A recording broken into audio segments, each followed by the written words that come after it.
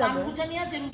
এবার প্রদীপগুলো এই যে কিছু ঘর থেকে রেডি হয়ে চলে এসেছি গেল, তারপরে ভিডিওর কথা মনে। Hello everyone, welcome back to my new blog. আজ হচ্ছে কালী পুজো, সবাইকে জানাই কালী পুজোর অনেক অনেক শুভেচ্ছা। সঙ্গে আছে দীপাবলি। আমাদের কিন্তু প্রদীপ দেওয়া আজকে, ফ্যান চলছে, আওয়াজ হবে।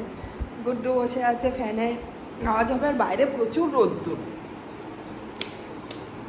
স্নান ধ্যান আমার কমপ্লিট। একটু নিচে গিয়েছিলাম প্রদীপ গোছাতে, ম্যাক্সিমামটা দিদিভাই গুছিয়ে রেখেছিল, মেজো দিদিভাই। আমি একটু তেল দিয়ে দিলাম। আর আমাদের একটা নিমন্ত্রণ আছে কালী পুজোয় এক মাসির বাড়িতে, মামা বাড়িও বলা যায়, মানে কীর্তনে আসেন যারা, ওই কীর্তন হয়, তা আমাদের প্রত্যেকবারই বলে। আমি এখন রেডি হব, যাব সেই কীর্তন বাড়িতে।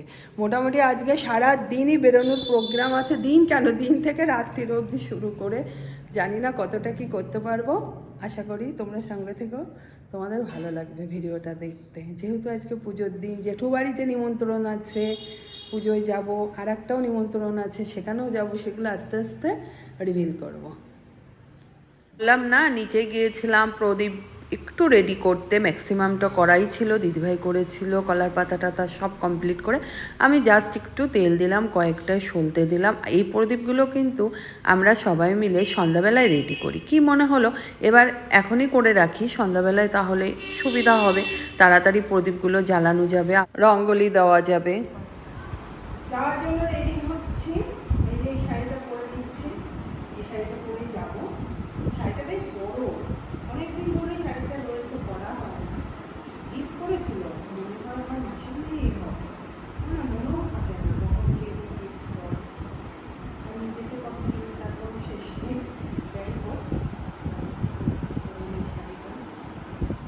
এই যে রেডি হয়ে গেছি, শাড়ি টাড়ি পরে মোটামুটি আমার কমপ্লিট। দিদিভাইরা ডাকলে এখন যাব। আমরা উবের টোটো করে যাবো, বাইরে রোদ্দুর, আর আমাদের একটু দূরে আছে। উবের টোটোটা কে বুক করবে? আমি না, গুড়িয়া করে দেবে, গুড়িয়া আছে, করে দেবে, তারপরে বেরিয়ে যাবো। ঠিক আছে। এই দেখো আমার মেহেন্দির কালার কত সুন্দর। ও তো আজকে সাজুগুজু করবে, তখন আমরা দেখতে পারবে ভালো করে। হ্যাঁ, শাড়িটা পরবো। আমাকেও বলেছিল পড়তে, আমরা না দরকার নেই, আগে অনেক হাতে পরেছি। এখন ধরছে পড়া। স্টার মল থেকে পরেছি ফার্স্ট টাইম, ভেবেছিলাম জানি না কেমন, খুব ভালো পড়িয়েছি, খুব ভালো। কীর্তন বাড়িতে যেয়ে দেখলাম কীর্তন তো কমপ্লিট, খাওয়া দাওয়া করলাম, প্রসাদ খুবই ভালো লেগেছে প্রসাদ খেতে। আসার সময় আমাদের একদম পাড়ার এদিক ওদিক থেকে দুটো ঠাকুর দেখে, প্যান্ডেল দেখে চলে আসলাম। হাওয়া মহল করেছে, দেখেছো? জয়পুর যেয়ে দেখেছিলাম, ওটাই প্যান্ডেলটা খুব ফিল করছি। এত সুন্দর ছিল না জয়পুরে যে হাওয়া মহলটা দেখেছিলাম। আর ঠাকুরও দেখো সুন্দর হয়েছে। প্রসাদ খেয়ে ঠাকুর দেখে, দুটো ঠাকুর দেখলাম, আমাদের পাড়ার ঠাকুর দেখলাম। এই যা, পাড়ার ঠাকুরটা তো আর ভিডিও করতে ভুলে গেলাম, এটা খুব খারাপ হয়ে গেল। যাই হোক, অন্য কখনো গেলে আবার করব। ছোট্ট ঠাকুর পাড়ায়, কিন্তু মনেই ছিল না। চলে এসেছি, বেজে গেছে 4টে, একটু রেস্ট নেব, তারপরে তো সন্ধ্যাবেলায় আবার প্রদীপ সব কিছু দিতে হবে।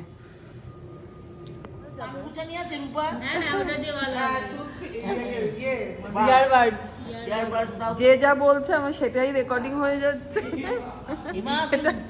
বন্ধ করো। কেন, কি সুন্দর করছো তোমরা, বন্ধ করবো কেন? মন্দিরে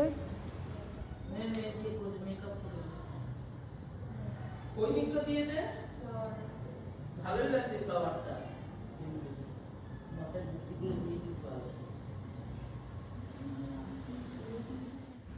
কালী পুজোর দিন সন্ধ্যায় কিন্তু আমাদের বাড়িটা গমগম করে, বেশ ভালো লাগে। মোটামুটি সবাই আমরা এক জায়গায় হই নিচেই মন্দিরে। এই যে সমস্ত মোমবাতি জ্বালানো, প্রদীপ জ্বালানো, আবার একটা কলার নৌকায়, মানে কলার খোলায় নৌকা জলে দেওয়া।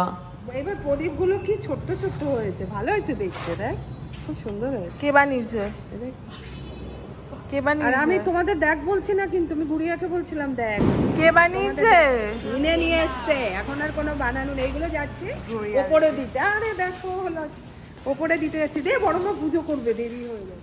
2-3 বার গুড্ডু জিজ্ঞাসা করলো কে বানিয়েছে, ব্যাপারটাও না দেখেই বলেছে, কেননা আমাদের বাড়িতে ওরা অনেক প্রদীপ বানিয়েছে। ওরা বেশ ছোটোবেলায় 9-10-এ ও পরে সবাই মিলে একসাথে মাটি ছেনে প্রদীপ বানিয়ে সেই প্রদীপ জ্বালানো হতো।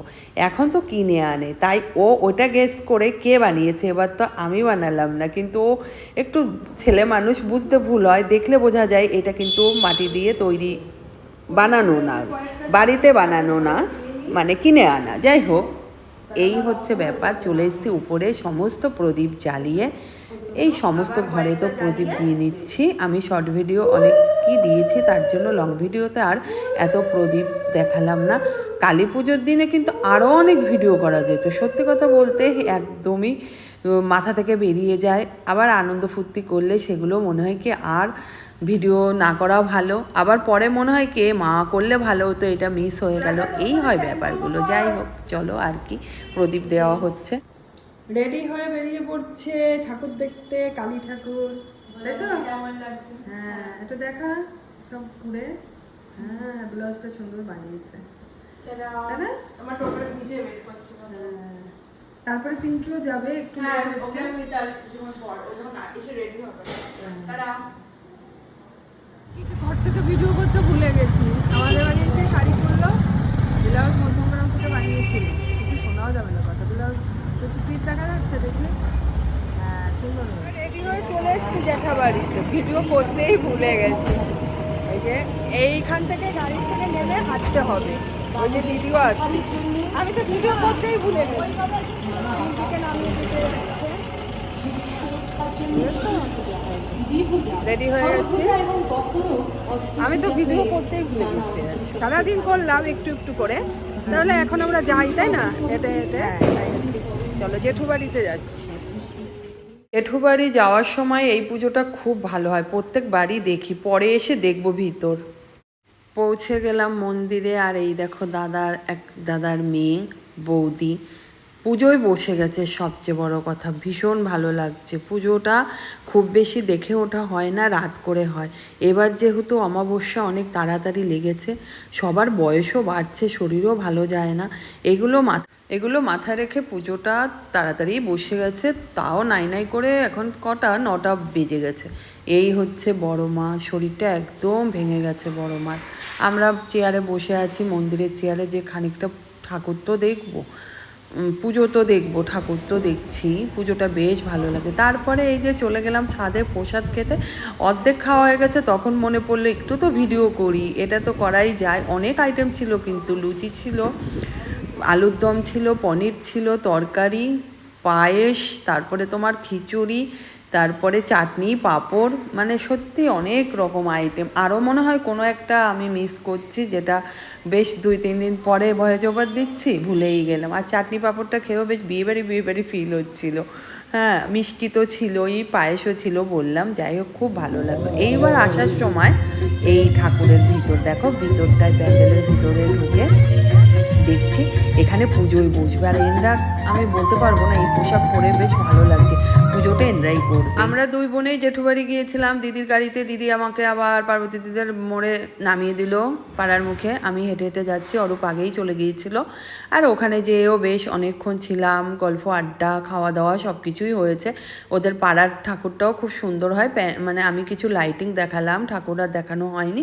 এই যে চলছে খাওয়া দাওয়া, লাস্টে একটুখানি ভিডিও করলাম। সব জায়গায় যেয়ে ভিডিও করাটা ঠিকও না, প্রত্যেকের আপত্তি থাকতে পারে, অপছন্দ, কারোর কখন মুড কখন চেঞ্জ হয়ে যায় কিছুই বলা যায় না।